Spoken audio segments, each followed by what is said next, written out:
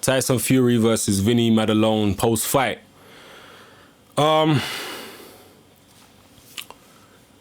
Where do I start, man? Where do I start? I know there's a lot of controversy about Tyson Fury in this country. A lot of people hate him. In fact, most people seem to hate Tyson Fury. Some of the reasons for hating him are very understandable. Other reasons a bit dubious. But either way, I want to try to put that aside and just assess him as a fighter and assess this performance. I thought Tyson Fury in this fight and in the fight against Martin Rogan has looked extremely good. Obviously, he's been fighting very, very poor quality of opposition, but I've seen a dramatic improvement in his last two fights in terms of his weight, because he's down to 245 pounds now, so he's way lighter than he used to be. You understand? I mean, we're talking about 20, 30 pounds lighter than he used to be. So he's dropped a lot of weight. He looks a lot faster. He moves better. He sticks to his boxing a lot better. The last two fights, I've been impressed with Tyson Fury. A lot of people weren't impressed with his last fight against Martin Rogan. They felt that he looked uncomfortable. I completely disagree. I thought that he was toying with Martin Rogan in there, and he fought the whole fight as a southpaw, which to me was extremely impressive, because not only did he fight as a southpaw, but he finished the fight with a southpaw left hand. You understand? I was very impressed by that. I've never seen a heavyweight be able to do that before in my life. You understand? I've never seen it done before. So I was very impressed that he was able to, fight as a southpaw the way he was and get it done with a southpaw left hand. I know there's been other heavyweights, even British heavyweights, that are known to switch between southpaw and orthodox. One of them being Pele Reid, but Pele Reid fought in that, haphazard Brendan Ingle style. He wasn't really a true southpaw. You know what I mean? When he fought from the southpaw stance, he wasn't really fighting as a true southpaw. Whereas Tyson Fury fought as a true southpaw in this fight. So against Martin Rogan in his last fight. So to me, that was very impressive. You know what I mean? Especially the way he finished it off. And in this fight against Vinny Maddalone, I saw more improvements again. I saw improvements in his jab. I saw improvements in his hand speed and his movement, in his punch placement. He was going to the body, switching it from body to head. Again, this is a very poor opponent that he was fighting. You understand? It was a journeyman. We know that. But I'm just concentrating on what the things that Fury was actually doing in there.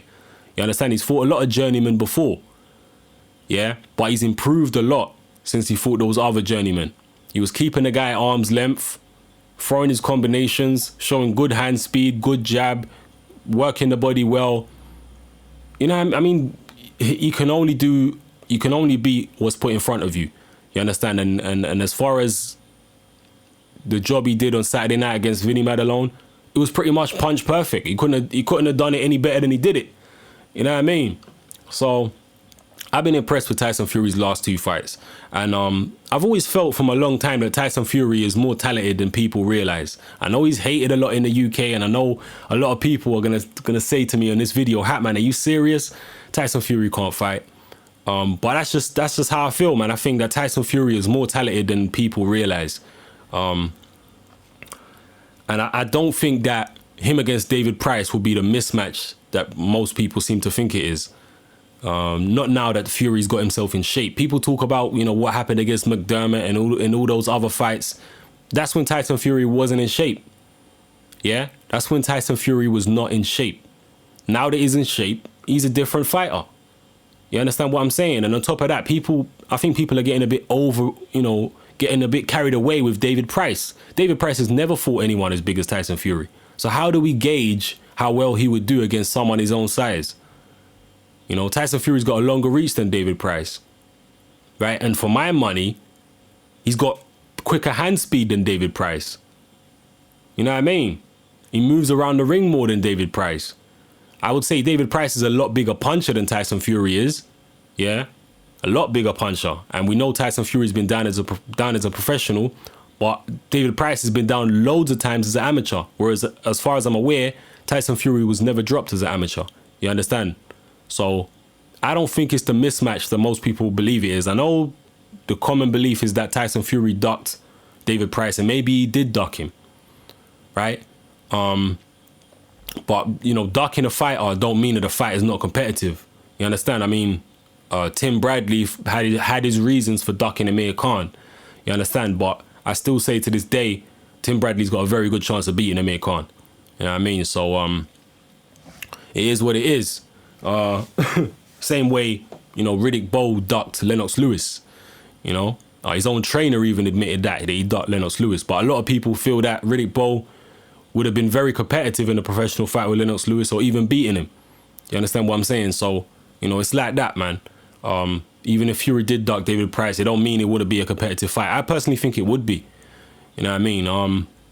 If there's a weakness of Tyson Fury that he's shown recently, it's outside the ring, or at least inside his own head.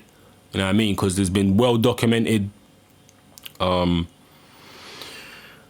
know, situations with Tyson Fury where he's been contemplating suicide and all types of different things. How he's been depressed. I know his dad's in prison and all this kind of stuff. So, you know, he don't seem to be the most mentally stable character. You know, but at the moment, the things he's doing in the boxing ring, his last 2 fights, the movement he's showing, the speed, the combination punching, body punching, the jab, it's all coming together very well for me. He just needs better opponents, and he needs to be brought along the right way. And you know, with Mick Hennessy, that ain't gonna happen. So, you know, that's the thing for me. That's more of a you know, that's more of a red flag to me than anything else in Tyson Fury's career is Mick Hennessy. Yeah, that's the biggest problem in his career. Not the fact that he got floored by these other people or shaken up by this guy or that guy. The biggest problem for me is that he's got Mick Hennessy as his promoter. You understand? That's the biggest problem.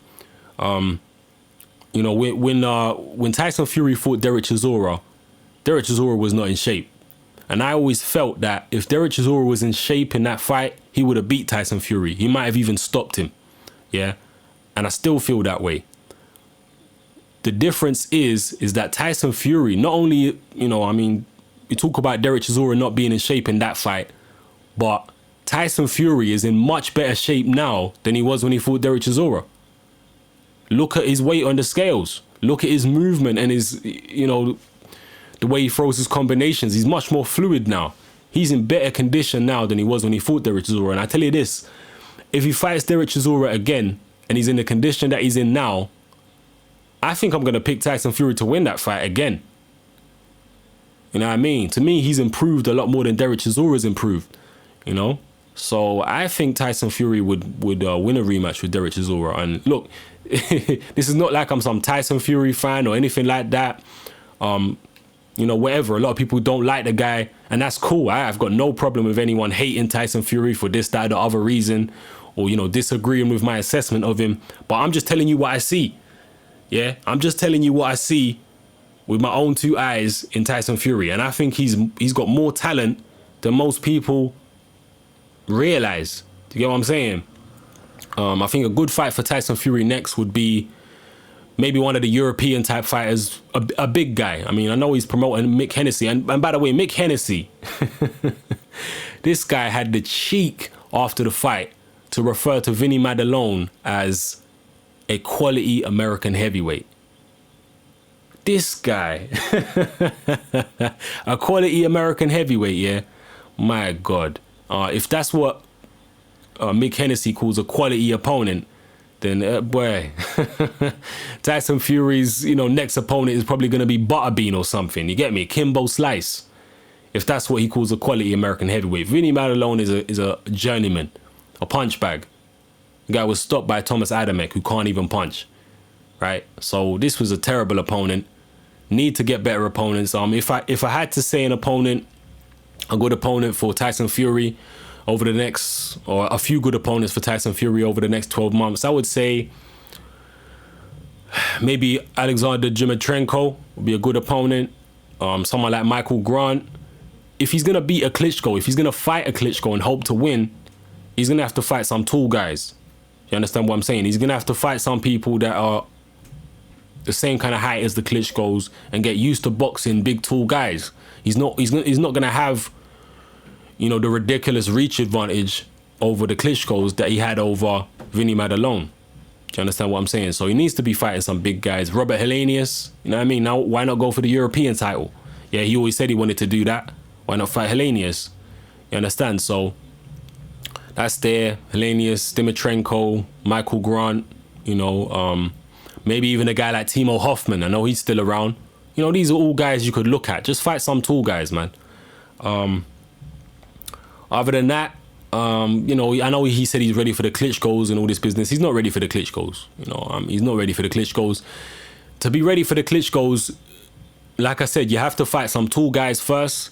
You have to practice your moves that you hope to use against the Klitschko's and your tactics that you hope to use against them on these lesser opponents who are the same kind of size as them. Yeah, when you're comfortable doing that, when you're proficient doing that, you can then take that forward into a Klitschko fight, right? So for now, obviously, he's nowhere near ready for a Klitschko. Although I still think he's got the confidence, some would say arrogance, to go in there right now, especially with Vitali, and do well. You know what I mean? I truly believe that. He's got the type of style and confidence and everything against Vitali to do well right now. You know what I mean? Against Vladimir, I don't know. I mean, I still think he'd give Vladimir problems, but I worry about him a bit more against Vladimir because Vladimir is faster and he's a bigger puncher than Vitali at this stage. So, I don't know. But anyway, let me know what you lot think. I know there's going to be a lot of controversy about this. A lot of people think I'm crazy giving Fury any kind of chance against a Klitschko. A lot of people think Fury's just straight garbage. You know, that's cool, but I'm just saying what I see, you know what I mean? So let me know what you lot think in the comment section below. This is Hatman. I'm out.